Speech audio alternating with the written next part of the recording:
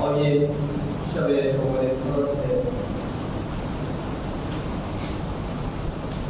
موضوع اس کا انتخاب کیا ہے سچنے مجلس کے لیے وہ سنت میں گزارش کروں ان چند دنوں میں جو آپ اپنے حاضری کا شرف ملا ہے اور میں اللہ کا شکر گزار ہوں. ارادت ہے کربلا اور خدا شناسی پر شروع کریں. کربلا اور خدا شناسی اللہ کی معرفت کربلا کے ذریعے سے اور پہچانے اس رب کو کہ جس کے لیے سید الشہداء علیہ السلام نے اپنی عظیم قربانی پیش کی. لیکن چونکہ پہلے سے کوئی ذہن آمدہ نہیں تھا کہ آج شب اول ہوگی یا نہیں ہوگی, لہٰذا آج ایک الگ ٹاپک اس پر تھوڑی دیر گفتگو کرنا ہے آپ کی خدمت میں. اور آج کا موضوع ہے کربلا کے جو لیسنس ہیں, کربلا کے جو دروس ہیں, ان میں سے بہت ہی اہم درس اور کہیں نہ کہیں ریلیونٹ ہے آج کی سچویشن سے کرنٹ افیئر سے اور میں اصل کا بیچ میں انشاءاللہ جیسا موقع ملے گا وہ ہے بلند ہمت کا بلند ہونا، انسان کے ارادے کا بلند ہونا، ہائی ایمبیشنز۔ کربلا کے درسوں میں ایک اہم ترین درس یہ ہے، کربلا ہمیں سکھاتی ہے کہ اپنی ہمت کو بلند رکھو۔ انشاءاللہ اس پر بات کریں گے، لیکن اس سے پہلے جو روایت آپ کی خدمت میں رکھی ہے میں اس کو ترجمہ کر دیں، آپ سنتے رہتے ہیں۔ چونکہ ماہ محرم کا آغاز ہو چکا ہے، آپ کے قلوب آمادہ ہو چکے ہیں پر پیدا بنانے کے لیے، ذکر کے شہداء علیہ السلام سننے کے لیے، اور شہدائی کونین حضرت محمد صلی اللہ علیہ وسلم کو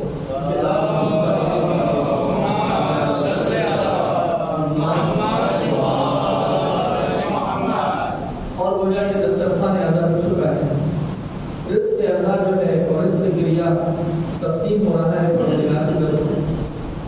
دیکھیے تو ایسے موقع ہیں جس میں ہم بے صبری سے انتظار کرتے ہیں پورے سال۔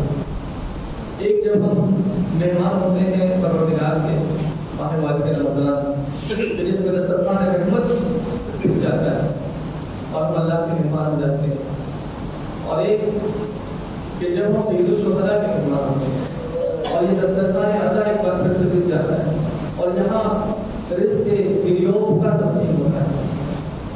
تو الحمدللہ اللہ نے ہمیں توفیق دی اور اس کا شکر ادا کرنا چاہیے، اس نے ایک بار پھر ہمیں اتنی حیات اور اتنی زندگی دی کہ ایک محرم اور بھی ہم درد کر سکیں، ایک سال اور امام حسین علیہ السلام کا تذکرہ سن سکیں، ان کے غم میں آنسو بہا سکیں، ان کی والدہ گرامی کو ان کا حسن پیش کر سکیں۔ بہت شکر ہے پروردگار۔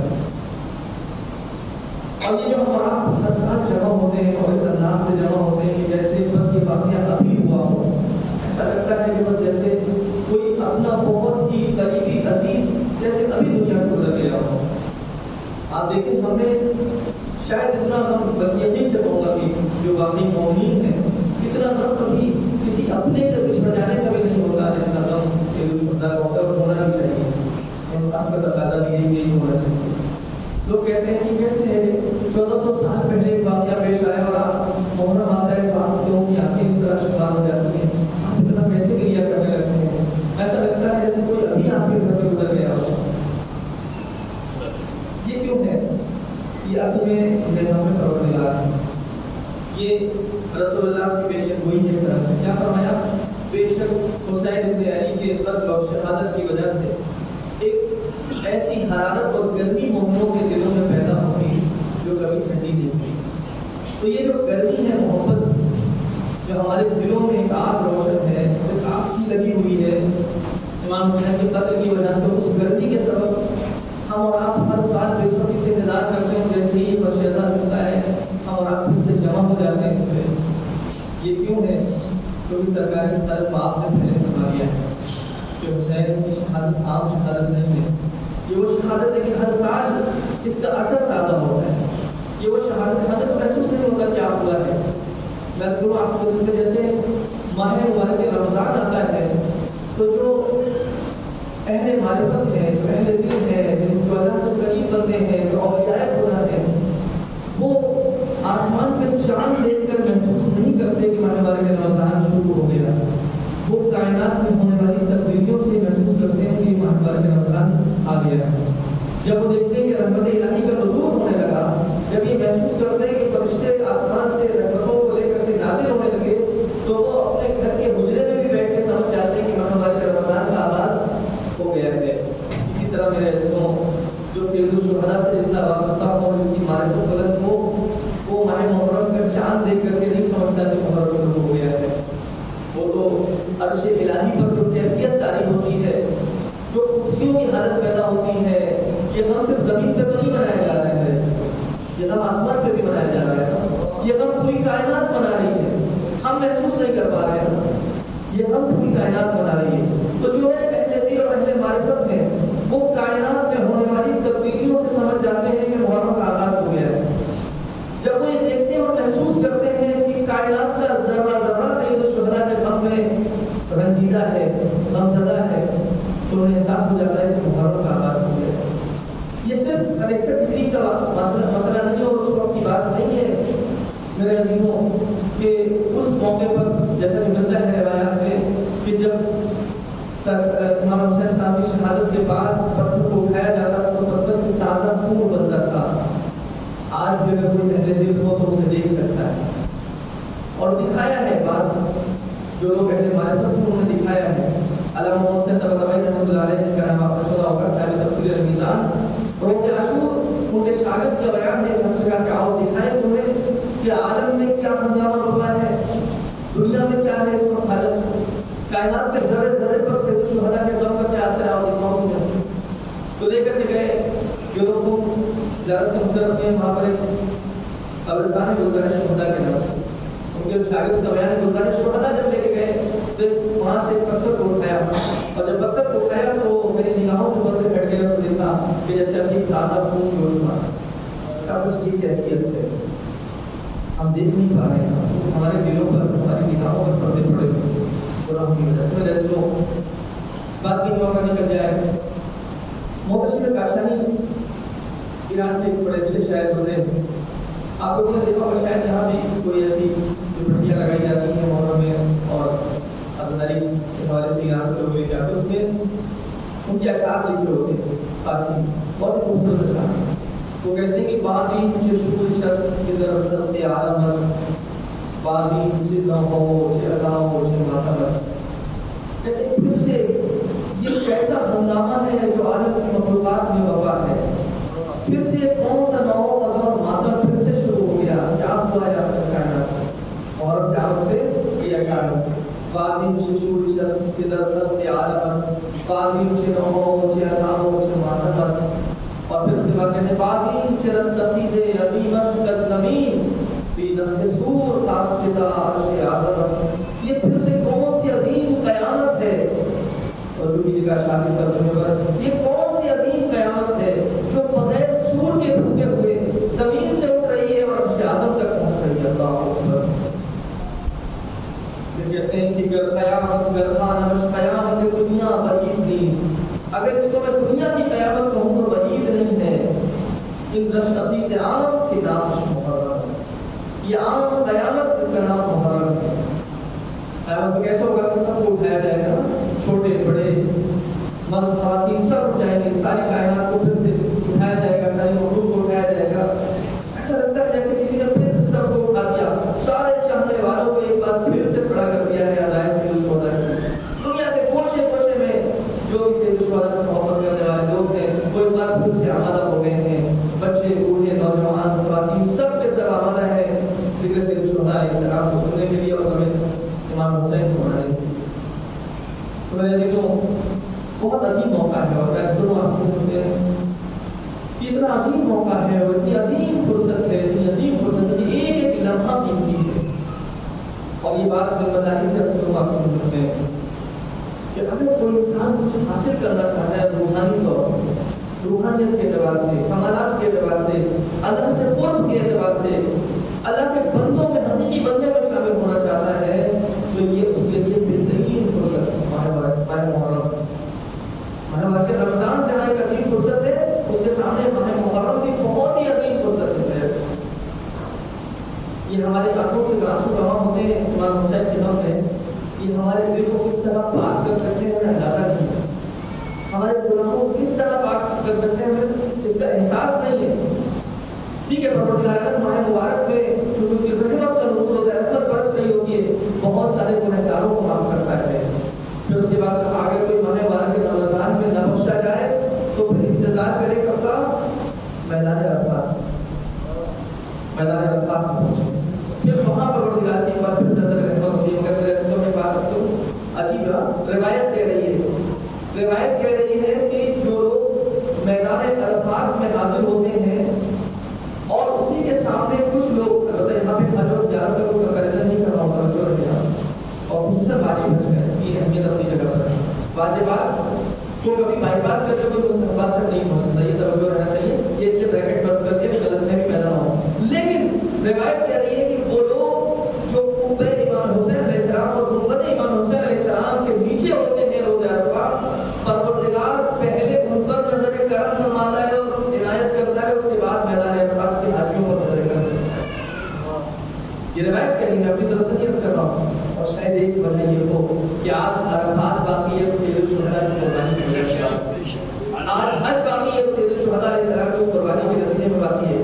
میں کہتا ہوں وہ ایک حج امام حسین علیہ السلام نے جو چھوڑ دیا نا، اس ایک حج کے چھوڑنے نے آج تک حج کو بچا رکھا ہے۔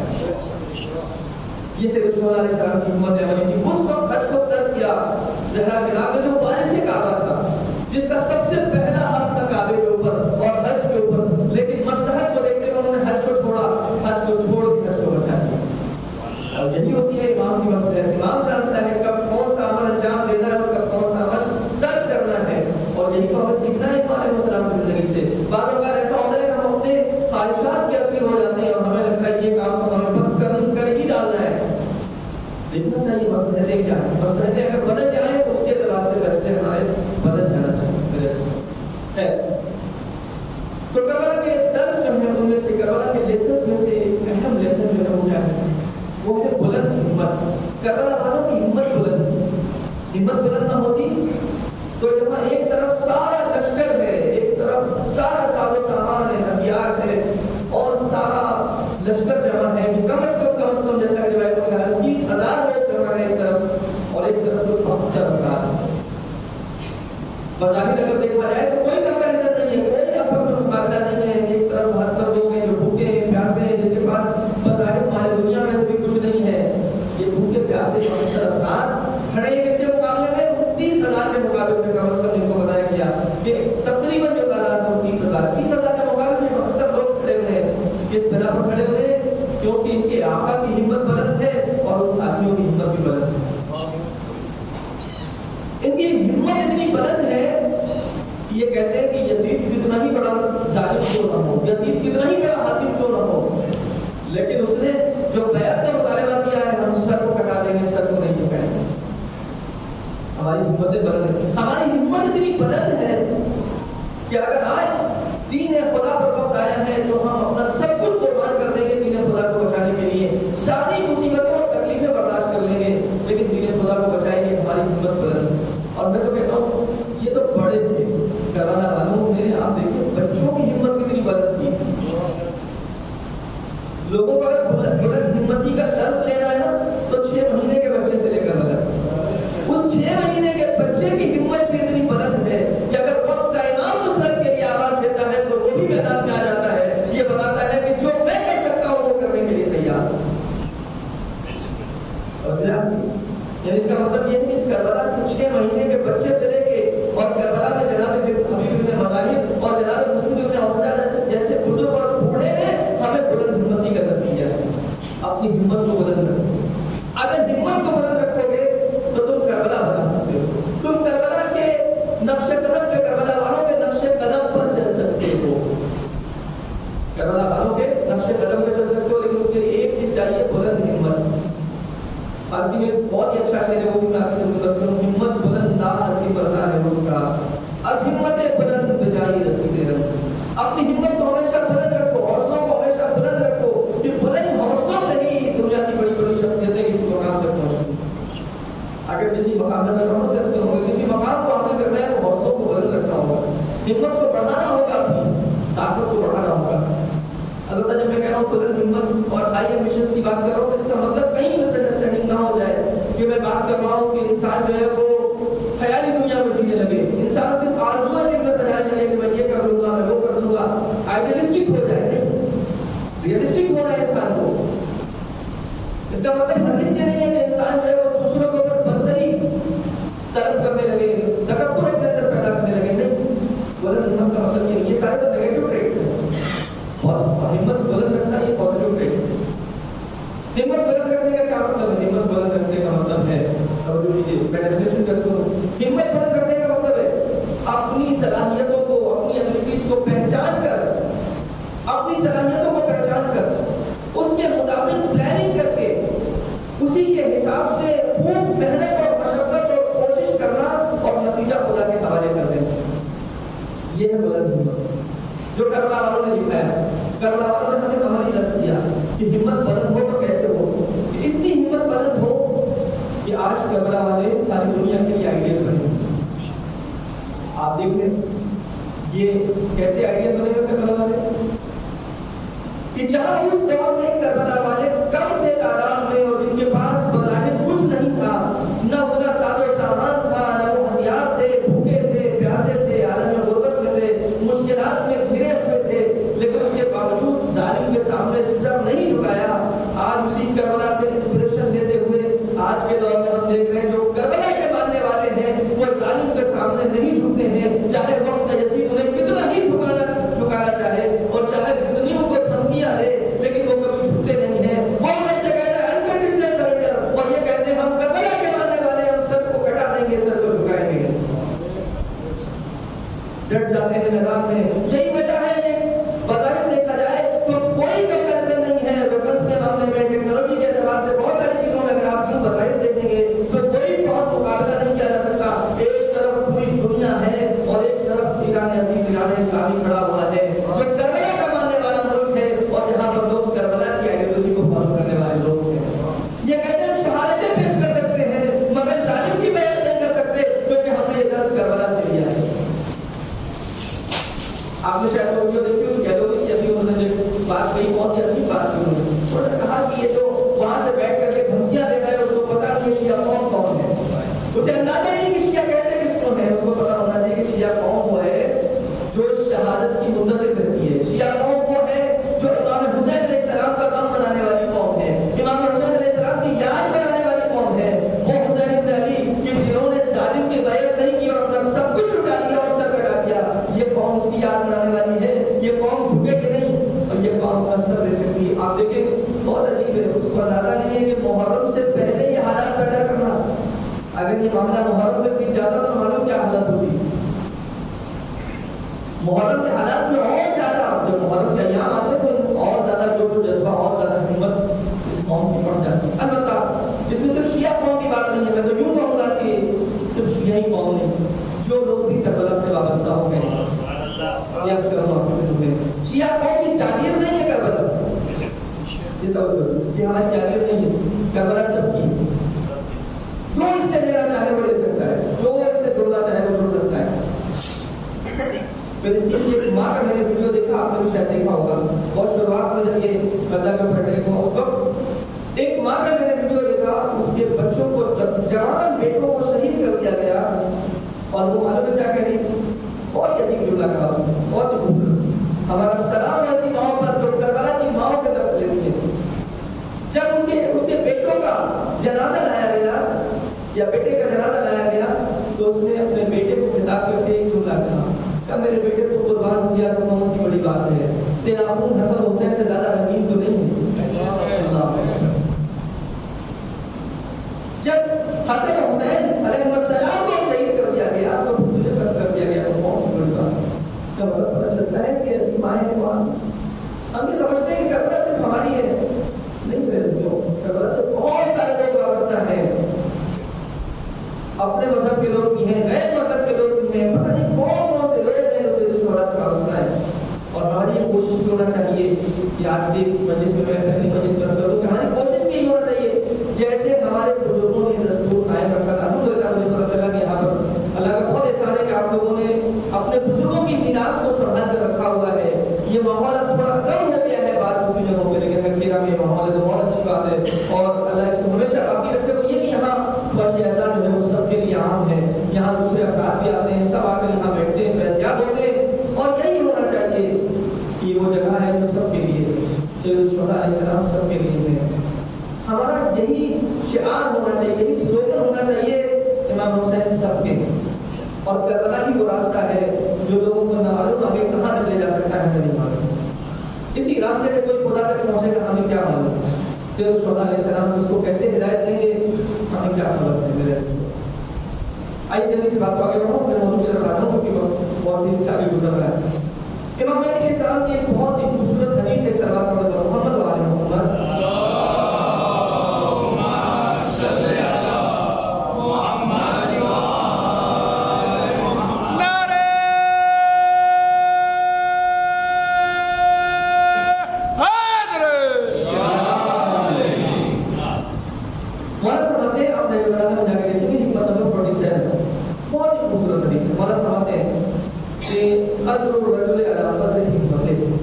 انسان کی ویلیو اس کی ہمت کے برابر ہے. اگر انسان کو ایویلویٹ کرنا ہے, اس کی ویلیو نکالنا ہے, اس انسان کی ویلیو کتنی ہے, تو دیکھو کہ اس کی ہمت کتنی بلند ہے, اس کا حوصلہ کتنا ہے. قدر الرجل علی قدر ہمتہ. اس کے آگے فرمایا بہت خوبصورت حدیث ہے, حکمت کلام ہے امام کا, اور کلمت مثال میں سے ہے, سیئنگ آف وزڈمز میں امام فرماتے ہیں وصدقہ علی قدر مرتبہ, اور اس کی سچائی اس کی مردانگی کے برابر ہے. یعنی کیا مطلب, سچائی مردانگی کے برابر ہے. یعنی انسان کے اندر دیکھیے آپ کئی مرتبہ ایسا ہوتا ہے مرد ہو تو سچ بول پاتا ہے, مردانگی ہونا اندر تب ہم سچ بول پاتے ہیں. کبھی کبھی ایسے حالت پیدا ہوتے ہیں کہ گھر میں انسان سچ نہیں بولتا, باہر سچ نہیں بولتا, بزنس میں سچ نہیں بولتا, دوست سے سچ نہیں بولتا, رشتے دار سے سچ نہیں بولتا. حالت کیا ہوتا ہے, اندر سے کمزور ہوتے ہیں, مردانگی نہیں ہوتی ہے. اس کے لیے ہمت چاہیے سچ بولنے کے لیے. امام فرماتے ہیں صدق الرجل علی قدر مرتبہ, اور انسان کی سچائی اس کی مردانگی کے برابر ہوتی ہے. جتنا انسان اندر سے مرد ہوا اس کے اندر وہ مردانگی پائی جائے گی, اتنا سچ بولے گا. اب میں نہیں کہوں گا کہ جھوٹ بولنے والا پھر کیا ہے, بلکہ شان بھی مد نظر ہے. پھر جھوٹ جو بول رہا ہے وہ کیا ہوگا اس کے سامنے. امام فرماتے ہیں اگر سچ بولنے والا مرد ہے اصل میں, تو جھوٹ بولنے والا کون ہے آپ اندازہ کر سکتے ہیں. اس کے بعد فرماتے ہیں کہ وشجاعت الرجل وشجاعته علی قدر انفته, اور انسان کی شجاعت اور بہادری کس چیز کے برابر ہے, فرمایا اس بدنامی کے احساس کے برابر ہے جو انسان کے اندر پایا جاتا ہے. اگر انسان کو یہ احساس ہے کہ میری بدنامی ہوگی, تو ہر وہ کام جس میں بدنامی ہو انسان اس کو چھوڑ دے گا, جس سے اس کا نام خراب ہو اس کو چھوڑ دے گا. بہادری کا مطلب یہ نہیں ہے کہ کسی انسان کو زیر کر دینا, کسی انسان کو ہرا دینا کا بہادری کا مطلب. اور بہادری کا اگر لیول پیدا کرنا ہے تو یہ دیکھو کہ کس انسان کے اندر کتنا بدنامی کا احساس پایا جاتا ہے. وہ انسان جو اس بات سے ڈرتا ہے کہ میرا نام خراب نہ ہو, بدنام نہ ہو جاؤں, میرے گھر والے بدنام نہ ہو جائے, میرا نام, میری قوم کا نام, میرے سماج کا نام, میرے خاندان اور کٹب اور قبیلے کا نام خراب نہ ہو, اس کا مطلب انسان بہادر ہے. کیا عجیب ڈیفینیشن بتائی امام نے. ہم اس کو سمجھتے ہیں بہادر, یعنی وہ انسان بہادر ہے کہ جو انسان مثلاً کسی سے جنگ کر کے میدان جنگ میں کامیاب ہو جائے, کشتی میں پہلوانی کر کے کسی کو پٹک کر وہ کامیاب ہو گیا. امام فرماتے ہیں وہ بہادر ہے. امام فرماتے ہیں بہادر وہ ہے جو انسان بدنامی کا ڈر رکھتا ہو اپنے اندر. وہی چیز ہے کہ اگر ہمارے اندر پیدا ہو جائے. اور اس کے بعد فرمایا کہ وہ فضلہ علی قدر غیرتہ, اور انسان کی پاک دامنی, کہ انسان اگر پاک دامن بننا چاہتا ہے, اس کا کردار پاک و صاف ہو, کریکٹر اس کا کلیئر ہو, تو اس کی غیرت پر ڈیپینڈ ہے. غیرت کتنی پائی جاتی ہے انسان کو. غیرت کا مطلب کیا ہوتا ہے, اس کو میرا جوان بچوں کے لیے مولانا پرٹیکولر کروں, غیرت غیر سے بنا, غیرت ورڈ غیر سے بنا. غیر یعنی دوسرا.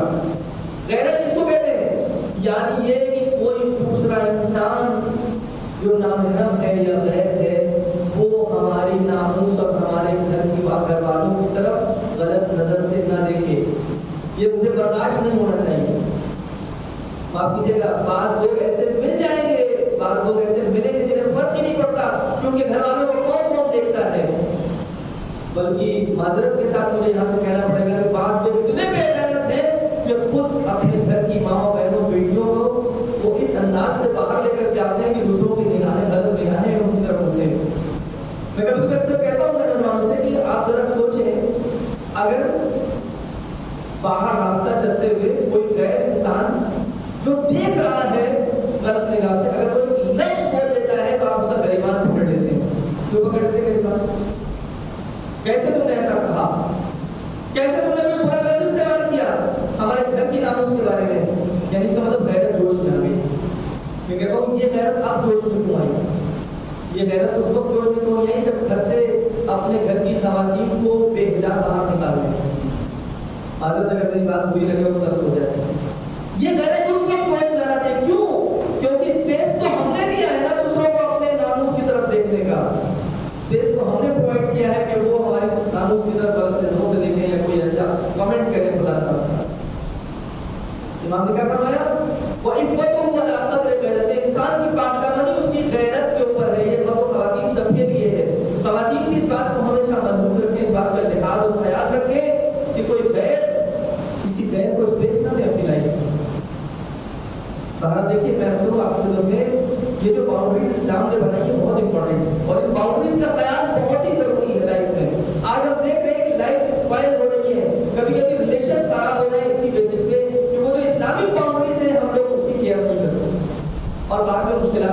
ہوتی ہیں، خدا نخواستہ زندگیاں جو ہیں ان میں پرابلمس آتی ہیں، فیملی لائف میں پرابلم آتی ہیں، بہت ساری باتیں میں اشارہ کر کے گزر جانا چاہتا ہوں۔ بہرحال یہ باتیں سب کے نظر میں ہونا چاہیے، مرد بھی اپنی طرف سے توجہ رکھیں اور خواتین کی توجہ رکھیں۔ بالآخر محرم اور نامحرم کا جو ایک کرائٹیریا اسلام نے دیا ہے اور ایک جو اسلام نے ڈفرینس کریٹ کیا ہے اس کو ہمیں فالو کرنا ہوگا۔ اور یہ یوں ہی نہیں کیا ہے اسلام نے، اس کے پیچھے ہم دیکھ سکتے ہیں ریزنس ہے۔ ہم دیکھ رہے ہیں ان سوسائٹیز کو اور اس معاشرے کو جہاں پر اس کی رعایتیں نہیں ہوتی ہیں وہاں پر حالات کیا ہے، اور جہاں پر ان چیزوں کا خیال رکھا جاتا ہے وہاں پر پاک دامنی کیسی ہے۔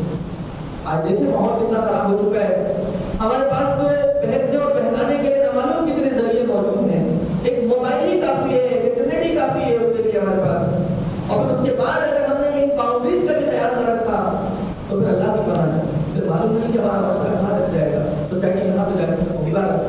زیادہ وقت نہ چلا جائے اس بات میں، لیکن یہ توجہ ہے امام نے کیا فرمایا کہ انسان کی قدر و قیمت جو ہے اس کی ہمت کے برابر ہے۔ ہمت کے بارے میں اس نے بلند ہمتی جو ہے وہ کہتے ہیں کس کو ہے۔ ایک اور حدیث میں مولانا فرماتے ہیں کہ المرء یطیر بہمته، انسان اپنی ہمت کے ذریعے پرواز کرتا ہے، اڑتا ہے ہمت کے ذریعے۔ اگر کسی کو بلند پروازی کرنا ہے، اڑنا ہے آسمانوں میں اور بلند مقام تک پہنچنا ہے، بلندیوں تک، تو اپنی ہمت کو بلند کرنا پڑے گا۔ لیکن بلند ہمتی کے لیے تین چیزیں ہیں جو رکاوٹ بنی رہے اس کو۔ ہمارے باپ کے چھٹے مولانا امام جعفر صادق علیہ السلام ارشاد فرماتے ہیں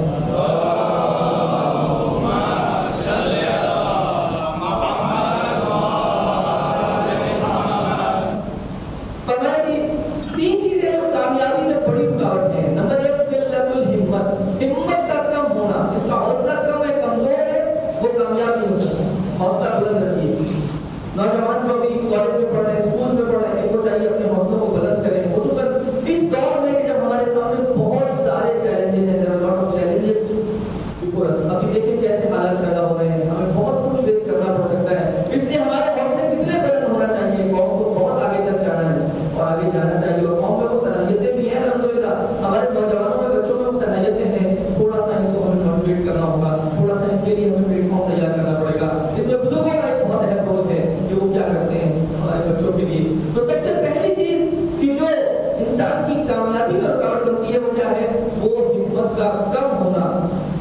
دوسری چیز جو کامیابی میں رکاوٹ بنتی ہے اور انسان کی سکسیس کو روک دیتی ہے، امام کے بقول امام نے فرمایا قلت الحیلہ، یعنی انسان کے پاس پلاننگ اینڈ مینجمنٹ نہ ہو۔ اگر پلاننگ اینڈ مینجمنٹ کا ویکنیس ہے انسان کے اندر تو پھر وہ انسان کامیاب نہیں ہو سکتا۔ اور تیسری چیز جو سکسیس اور کامیابی میں رکاوٹ بنتی ہے وہ ہے ضعف الرائے، انسان کے پاس فیصلہ لینے کی صلاحیت نہ ہو، انسان ڈیسیژن میکنگ پاور اس کے اندر نہ ہو، وہ سمجھ نہیں سکتا مجھے کب کیا کرنا ہے، مجھے کب کون سا فیصلہ لینا ہے، کب کون سا اسٹیپ لینا ہے۔ کئی لوگ آپ نے دیکھا ہوگا دنیا میں ایسے ہوتے ہیں ہر ٹائم کنفیوز رہتے ہیں، کوئی بھی کوئی ڈیسیژن لے رہا ہے وہ کنفیوز ہے۔ جب بھی آپ دیکھیں گے ان کو، تو اگر انسان کے اندر یہ کنفیوز مائنڈ ہوگا، پرپلیکس ہوگا انسان، تو کبھی بھی وہ کامیاب نہیں ہو سکتا۔ نوجوانوں سے گزارش کر رہا ہوں کنفیوز مت رہیے، جب بھی کنفیوژن کریٹ ہو آپ کا، چاہے دین کے معاملے میں ہو، دنیا کے معاملے میں ہو، ایکسپرٹ سے آپ دور کریے، ایکسپرٹ سے مشورہ کر کے اپنے کنفیوژن کو دور کریے، تاکہ ڈٹرمنیشن آپ کے اندر پیدا ہو، تاکہ آپ کے اندر ایک فیصلہ لینے کی صلاحیت پیدا ہو اور فیصلے پر اٹل ہو جائے، پھر جو فیصلہ کر لیں پھر اس پر اٹل ہو جائے۔ ہمت بلند رکھنا یہ بہت اہم ہے میرے عزیزوں، بلند ہمتی جو ہے وہ کربلا کا درس ہے اور کربلا کا لیسن ہے۔ آئیے میں قرآن سے آپ کو دو نمونے پیش کرتا ہوں۔ قرآن میں دو ایگزامپلس دیے گئے، دو شخصیتوں کے ایگزامپلس، دو پرسنالٹیز کے، اور اس کے پیچھے پوری اسٹوری ہے۔ میں وہ ساری اسٹوری نہیں بیان کروں گا، اس کی ٹائم نہیں ہے، لیکن صرف اشارہ کروں گا اور آپ کو ریفر کروں گا کہ آپ جا کر کے قرآن مجید میں ان آیتوں کو ضرور ایک بار دیکھیں۔ آپ سورہ مریم کہف کو آیت نمبر 95 اور اس سے پہلے سے بلکہ آیت نمبر 83 سے دیکھنا شروع کیجیے۔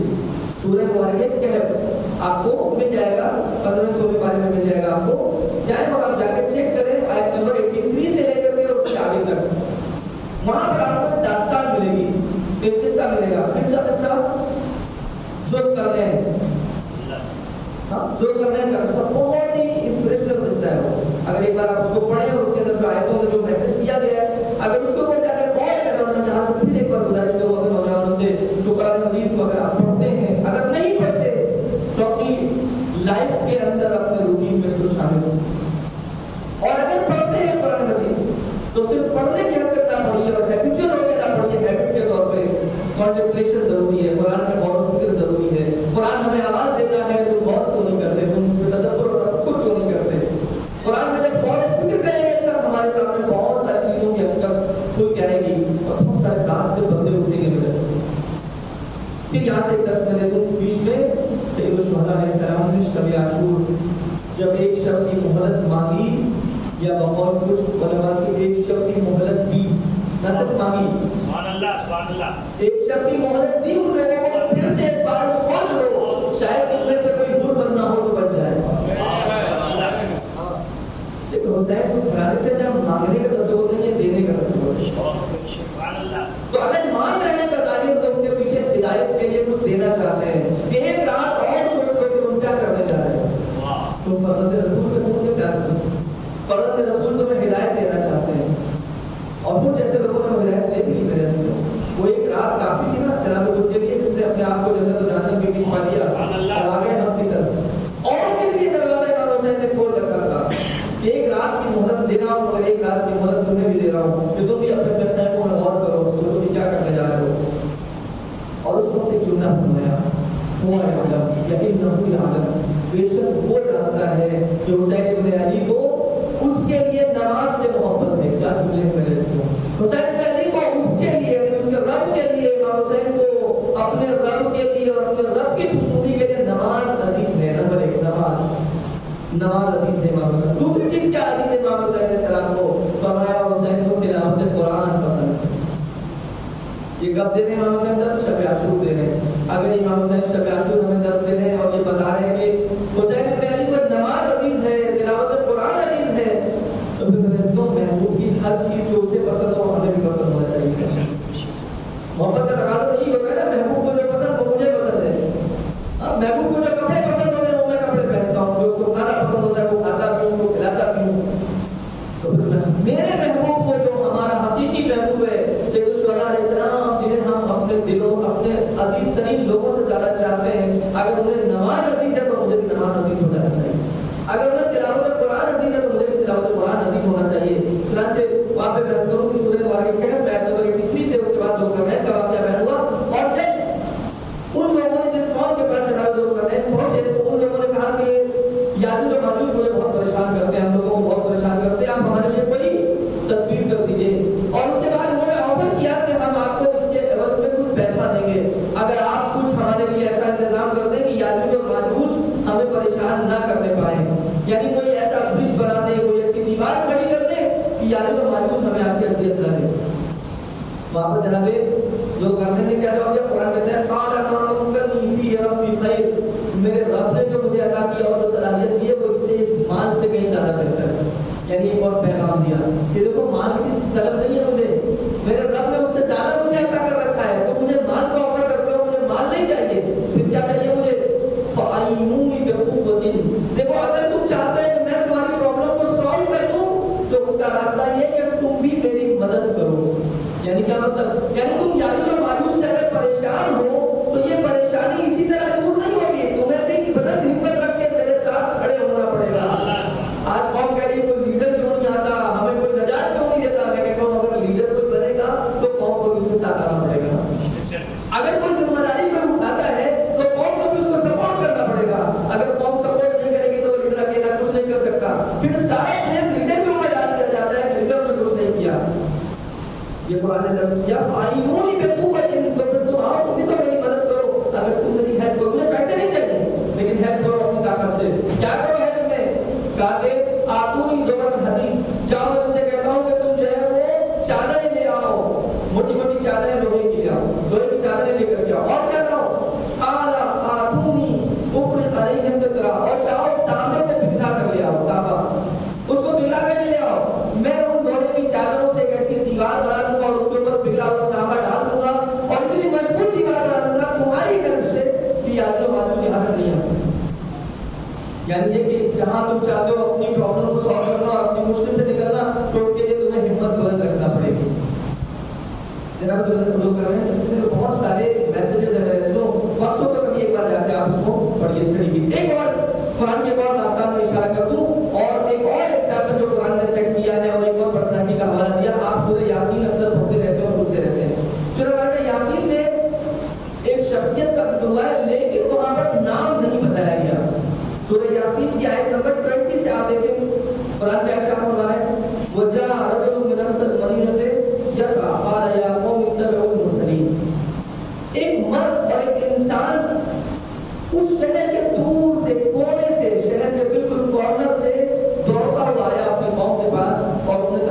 वत्तबिउल मुरसलीन, रसूलों की बात मानो, रसूलों की पैरवी करो, इत्तबिउ मन ला यसलुकुम अलैहि अजरन व हुम मुहतदून, और उन लोगों की बात मानो, उनको फॉलो करो कि जो तुमसे कोई अजर भी नहीं मांगते, तुमसे कोई बदला भी नहीं मांगते, कोई तुमसे तलब भी नहीं कर रहे कि हमें कुछ दो, हमें कुछ चाहिए, कुछ नहीं मांगते, उनकी बात मानो। वह मुहतदून, और ये लोग तो हिदायत याफ्ता भी है, इनको हिदायत मिली हुई है, इनसे तुम इनको फॉलो करो। उसके बाद क्या है, फिर उसके बाद उसने दलाइल पेश किए तौहीद के, कुरान ये बयान कर रहा है सूरह यासीन में। उसके बाद उसने बाद में क्या कहा, इन्नी आमनतु बिरब्बिकुम फस्मऊन, मैं तुम्हारे रब के ऊपर ईमान लाया, फस्मऊन, बस मेरी बात सुनो गौर से। उसके बाद कुरान कह रहा है कि तीदखुल जन्नह, उससे कहा गया जन्नत में दाखिल हो जाओ, तीदखुल जन्नत क़ाल या लैता कौमी यअलमून। उसके बाद ये जब जन्नत में दाखिल हो गया तो कहता है काश मेरी कौम को पता होता, काश मेरी कौम जानती कि इसने क्या खोया है, काश इसको ये पता होता कि मुझे मेरे रब ने क्या अता किया है। वहां से जाके वो अफसोस कर रहा है, काश इसको पता होता मेरी कौम को, बिमा गफ़रनी रब्बी वजअलनी मिनल मुकरमीन, इसलिए कि मेरे परवरदिगार ने मेरे गुनाहों को माफ कर दिया है और मुझे मुकरमीन में से, मुझे इज्जतदार लोगों में से बना दिया परवरदिगार, मुझे क्या इज्जत अता की है, काश मेरी कौम को पता होता और ये मेरी बात मान लेती।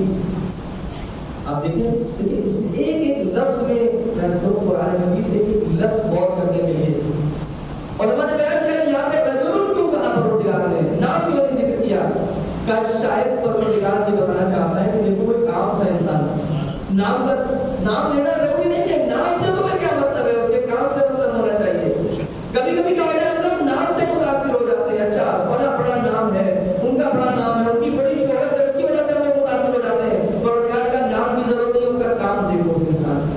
और ये भी तुम्हें अंदाजा रहे कि ये आम इंसान था, बिल्कुल आम इंसान तुम जैसा ही था, ये कोई बहुत बड़ा इंसान नहीं था, कोई नामी गिरामी इंसान नहीं था, कोई बहुत पैसे वाला इंसान नहीं था, कोई ऐसा नहीं था जिसके पास बहुत बड़ा मनसब हो, कोई ऐसा नहीं था, बहुत जनरल इंसान है। अगर ये जनरल इंसान इस तरह से आके अपनी कौम की हिदायत की बात कर सकता है तो तुम क्यों नहीं कर सकते। और अगर वो अपनी कौम की हिदायत की बात करता है और उस हिदायत की राह में उसे कत्ल कर दिया जाता है और परवरदिगार उसे जन्नत दे देता है तो तुम्हें भी जन्नत मिल सकती है, उसे परवरदिगार माफ कर देता है तो तुम्हारे भी दरवाजा खुला हुआ है ना। फिर शहर के कोने से आया था, कहीं तो शहर के कोने से आया था, बिल्कुल कॉर्नर से, दूर से बिल्कुल शहर के, का उसके पीछे दो रीजन हो सकते हैं। एक तो ये बताना मकसूद होगा कि जो पैगाम पहुंचाने वाले थे, इसका मतलब वो पैगाम सिर्फ शहर के सेंटर में नहीं देते थे, शहर के कोने कोने तक पहुंचाते थे। अब देख रहे एक लफ्ज में कितनी गहराई छुपी हुई, शहर के कोने कोने तक पैगाम पहुंचाते थे। एक और दूसरा रीजन ये हो सकता है कि देखिए शहर के सेंटर में, सेंटर और हार्ट ऑफ द सिटी में कौन लोग रहते हैं, पैसे वाले लोग रहते हैं। हार्ट ऑफ द सिटी में कौन लोग रहते हैं, पॉश एरिया में कौन लोग रहते हैं, पैसे वाले लोग रहते हैं। कहा वो जो है बिल्कुल रिमोट एरिया में रहता था, दूर दराज एरिया में, इसका मतलब है गरीब इंसान, पैसे वाला इंसान नहीं था मगर उसने हिदायत दी। इसका मतलब ये हुआ कि इससे एक बात पता चलती है कि कई बार ऐसा होता है कि वो पॉश एरिया में रहने वाले लोग जल्दी से हिदायत को वो नहीं करते, मगर कोई गरीब और मुफलिस इंसान जो शहर के किसी कोने में पड़ा होता है वो जल्दी हिदायत को कबूल कर लेता है। तो जो क्या फिर उसके बाद क्या है, कहा कि अंबिया अजर तलब नहीं करते, क्यों इनकी बात नहीं मानते, तो तुमसे कुछ मांगते नहीं है। इसका मतलब ये बताना चाह रहा था कि देखो कभी भी जब तुम देखना कि कोई इंसान तुम्हारे पास कोई मैसेज लाएगा, वो लोग जगह के क्लास के ऊपर, जब भी कोई इंसान तुम्हारे पास कोई अच्छा मैसेज लेकर के आए जो हक हो और उसके सामने तुमसे कुछ मांग भी ना रहा हो, हाँ, और उसका कोई जाती फायदा पर्सनल इंटरेस्ट भी ना हो, तो फौरन उसके मैसेज को एक्सेप्ट कर लेना। इससे पता चलेगा कि उसका मैसेज बिल्कुल सही है, एक्यूरेट है और सही और राइट मैसेज दे रहा है। आप फौरन उसके सामने सबमिट हो जाना। क्यों? क्योंकि वो तुमसे कुछ मांग नहीं रहा है। कई बार देखिए दो तरह से लोग मैसेज देते हैं, दो तरह से लोग दावत देते हैं और लोगों को अपनी तरफ बुलाते हैं। कुछ लोग तो वो हैं जो बातिल की तरफ बुलाते हैं। तो मुझे बहुत है बात है, और ये बात हमारे लिए सिर्फ शिल्पर पे बैठने वालों के लिए मैसेज हो, अपने लिए असर हो, आपके लिए बात में है। कुछ लोग तो हैं जो बातिल की तरफ बुलाते हैं, उनका तो मामला ही जुड़ा है। कुछ लोग तो वो हैं जो हक की तरफ ही बुलाते हैं, लेकिन हक की तरफ बुलाने के लिए भी पैसे तय करते हैं। पहुंची बात नहीं पहुंची, हक की तरफ बुलाते हैं लेकिन उसके लिए भी उसकी कीमतें तय करते हैं। बात उनकी सही होती है, हो सकता है मैसेज उनका सही हो, लेकिन उसके सामने जब वो पर्सनल इंटरेस्ट उनके जुड़ जाते हैं और वो अपने جو تکلیف ہوتی ہے نا وہ مشکوک ہو جاتی ہے. پھر پتہ نہیں کب ہمارے دنیا کی محبت انہیں حق سے باطل کی طرف لے جائے اور ہمیں بھی باطل دینے لگے, پتہ نہیں چلتا انسان. اس لیے توجہ کیجیے گا, جب بھی کوئی آپ کے سامنے کوئی پیغام لے گیا اور آپ دیکھیں اس کا پیغام حق ہے اور سامنے سے کچھ آپ سے مطالبہ بھی نہیں کر رہا ہے, تو آپ فوراً اس کی بات کو ایکسیپٹ کر لیجیے.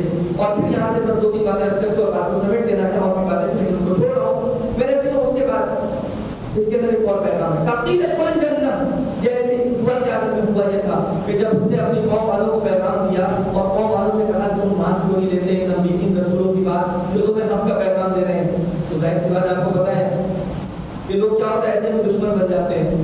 کچھ لوگ دشمن ہو گئے اور انہوں نے اس انسان کو جس کا نام تاریخ نے روایتوں نے قرآن نے نہیں کیا, روایتوں میں حبیب نجار بتایا گیا. کیا بتایا گیا؟ بچوں کے لیے کر رہا ہوں, حبیب نجار بتایا گیا. اس روایتوں میں اس شخصیت کا نام کہتے ہیں اس حبیب نجار کو لوگوں نے قتل کر دیا, شہید کر دیا. اور جیسے ہی قتل ہوا قرآن کہہ رہا ہے قیل ادخل الجنہ, حتیٰ قرآن نے یہ بھی منشن نہیں کیا کہ وہ شہید کیا گیا اس کے بعد اس کو کہا گیا کہ جنت میں داخل ہو جاؤ. یعنی شہادت کے مرحلے کو بھی اسکپ کر دیا پروردگار نے, شاید یہ بتانے کے لیے کہ اس کا مطلب ادھر میں دنیا سے گیا اور ادھر جنت تھی اس کے سامنے, گیپ کوئی تھا ہی نہیں بیچ میں.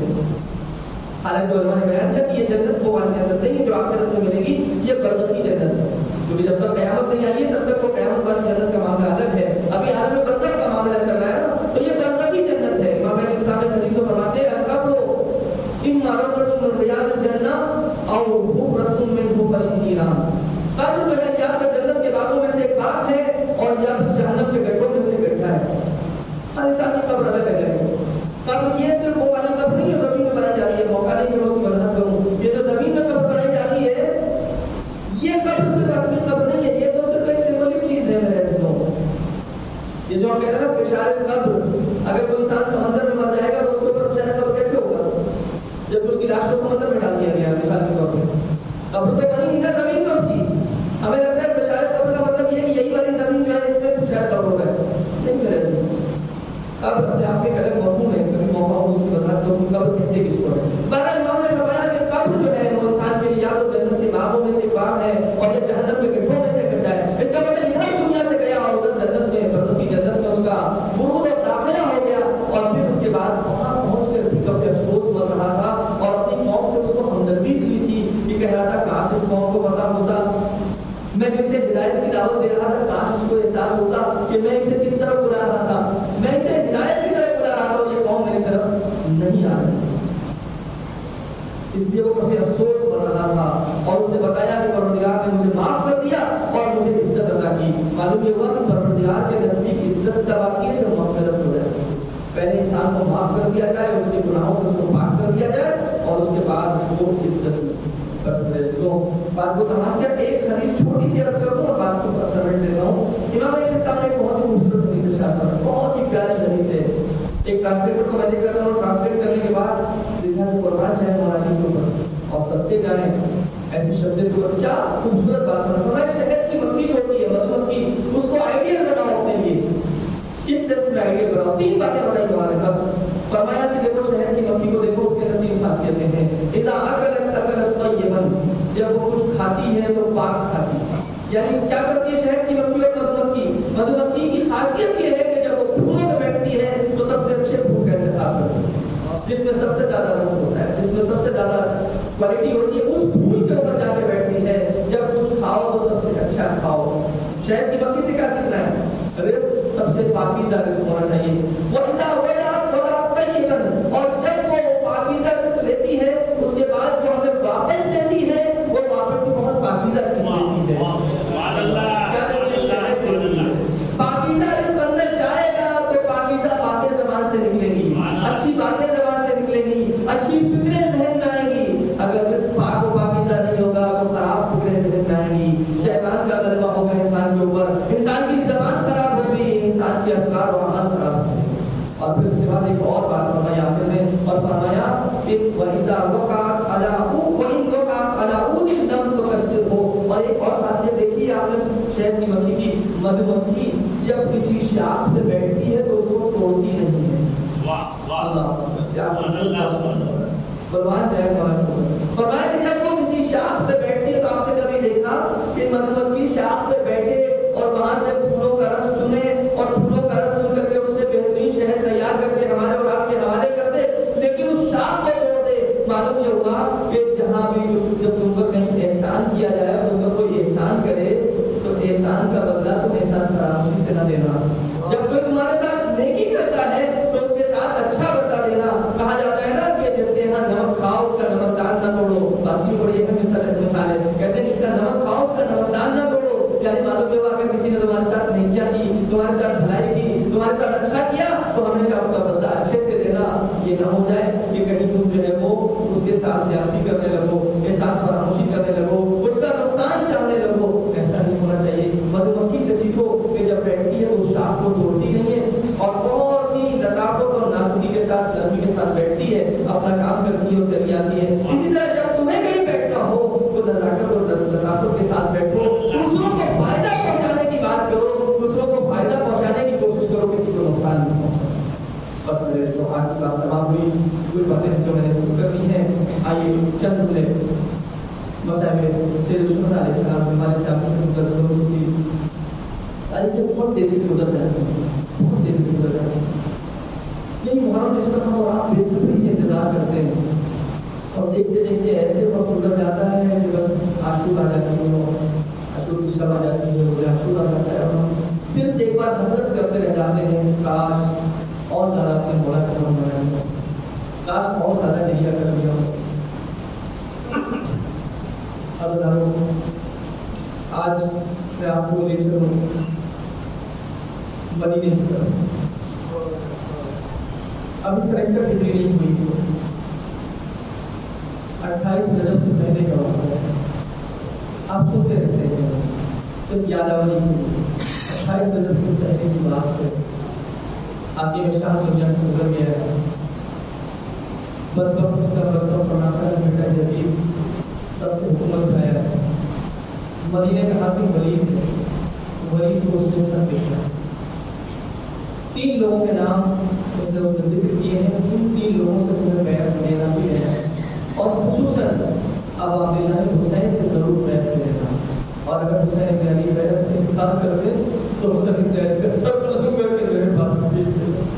استغفر اللہ، نماز رسول کے لیے جسارت کی جا رہی ہے کہ اگر حسین بن علی انکار کرے تو ان کا سر قلم کر کے میرے پاس روانہ کر دینا۔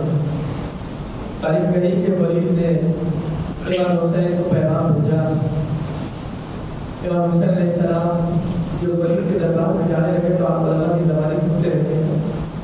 بنی ہاشم کے جوان آگے آ گئے اور شاید سب سے آگے سرکار وفا رہے ہو حضرت ابوالفضل عباس،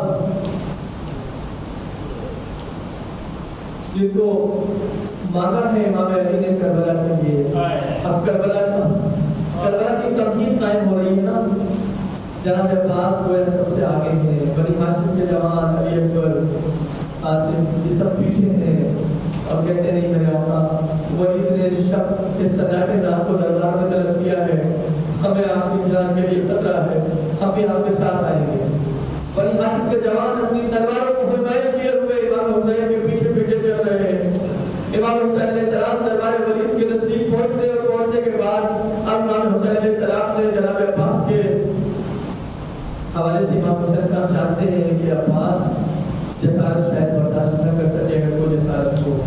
امام حسین نے جو بھی مسئلہ سمجھی ہو، امام حسین نے بنی ہاشم سے کہا کہ آپ یہیں ٹھہرے، آپ سب یہیں پر ٹھہرے، میں ولید کے دربار میں جاتا ہوں، جا کر کے دیکھوں گا معاملہ کیا ہے۔ ہاں البتہ جیسا کہ علماء صاحب سنتے ہیں اگر کبھی میری آواز بلند ہو جائے تو پھر تم اندر داخل ہو جانا۔ امام حسین علیہ السلام جاتے ہیں ولید کے دربار میں، ساری گفتگو ہوئی، ولید نے بتایا کہ یزید نے اسی طریقے سے پیغام بھیجا ہے۔ امام حسین نے فرمایا کہ میں اور یزید کی بیعت کروں؟ یزید جو شارب الخمر ہے، یزید جو جوا کھیلنے والا، یزید جو شرابی، یزید جو بدکار انسان ہے، حسین ابن علی اس کی بیعت کرے؟ مثلی لا یبایع مثلا، مجھ جیسا، امام حسین نے ایک تاریخی پیغام دیا، مجھ جیسا کبھی یزید جیسے کی بیعت نہیں کر سکتا۔ یہ کہنا تھا کہ محمد مروان ابن حکم بیٹھا ہوا تھا اور اس نے ایک مرتبہ ولید کو اکسانا چاہا، ولید اگر اس وقت حسین تمہارے ہاتھ سے نکل گئے تو پھر کبھی ہاتھ نہ آئیں گے، یہ موقع غنیمت ہے، حسین کو قتل کر دیا جائے۔ وہ جیسے ہی یہ کہنا تھا ایک مرتبہ سرکار سید الشہداء کو چلانا گیا۔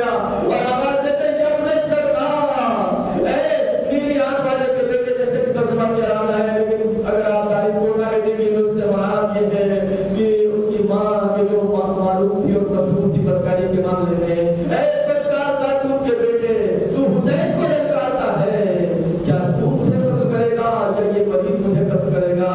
تقتلونی ام ہوا، کیا تو مجھے قتل کرے گا یا یہ ولید مجھے قتل کرے گا؟ بس جیسے ہی سرکار سید الشہداء کی آواز کا بلند ہو جاتا کہ مردہ بنی ہاشم نے اپنی تلواریں کھینچ لی، اور تو ایسا لگتا تھا کہ جیسے مدینے میں ایک مرتبہ وہیں پر جنگ شروع ہو جائے گی، لیکن امام حسین نے بنی ہاشم کے جوانوں کو روک دیا، نہیں، یہ مدینہ ہے، کربلا نہیں ہے، ارے ابھی ہماری منزل کربلا تک ہے۔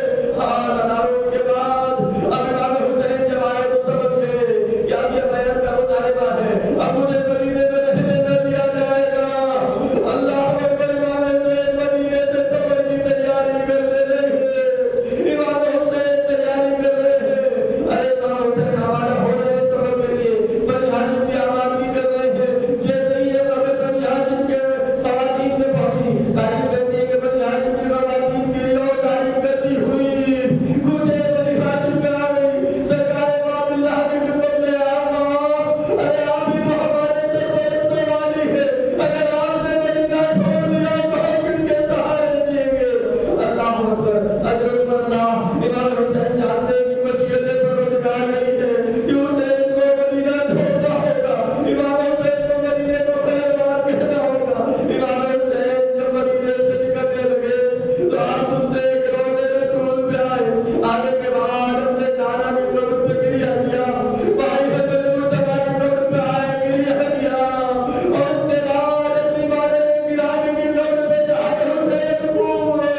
ارے مدینے کو پیر باہر کرے، میرا دیوا جب بھی کسی سے وطن چھوٹتا ہے نا تو بڑی تکلیف ہوتی ہے، لیکن یہ عام وطن ہوتا ہے۔ ارے وہ مدینہ تو رسول تھا جہاں حسین کی یادیں وابستہ ہے، یہ وہی مدینہ تھا جہاں امام حسین رسول خدا کے کوچ میں سوار ہوتے تھے، یہی وہ مدینہ ہے جہاں امام حسین دیکھ جانتے ہیں کہ رسول خدا کی قبر مبارک ہے، خالی حسن مصطفیٰ کا مزار ہے، ارے باقی لہد ہے۔ امام حسین کیسے مدینے کو خیر بات کہتے، وہ ساری منزلیں چھوڑ رہا ہوں، لیکن ملتا ہے رات بھر امام حسین گریہ کرواتے رہے۔ ایک مرتبہ فجر سے پہلے امام کی جب آنکھ لگی تو کیا دیکھا، رسول خدا تشریف لائے تھے۔ اے میرے لال حسین، ارے اب تمہیں مدینے کو چھوڑنا ہوگا، تمہیں وہ بچپن کا وعدہ نبھانا ہوگا، حسین تمہیں کربلا جانا ہوگا۔ اللہ اکبر، امام حسین جب ایک مرتبہ بیدار ہوئے تو امام حسین نے آواز دی، قافلے کو آمادہ کیا جائے۔ ارے شاعر نے کیا پھونک رہا ہے، جنت میں دل کے ٹکڑوں کی بستی بسائے گا، نانا حسین اپنے مدینے میں آئے گا، جنگل میں دل کے ٹکڑوں۔ اللہ اللہ کے القوم صالح سیوال الذین لهم الله فضل يطلبون على الله جزاء الله لا اور ہمارے ساتھ قبول کرنا، اس میں قبول کرنے کو اور ان ایام میں ہماری آنکھوں کو اشکوں کے سمندر سے زیادہ سے زیادہ امام حسین کی خدمت پر ان کے ساتھ خدمت کر دی جاتی ہے، اور ہمارے اندر وہ خلوص پیدا کرتے ہیں، خلوص کے ساتھ سرکار سے دشمنی کی اللہ کی وفات کر سکتے اور شرکت کر سکتے، اور دشمنان اسلام و ہدایت سے قابل نہیں اسلام فرما رسول اسلام پر فرما کہ آپ کی حفاظت فرما، اور خصوصاً لبرے کی آپ کی حفاظت فرما، اور امام کے حضور میں تعمیر فرما۔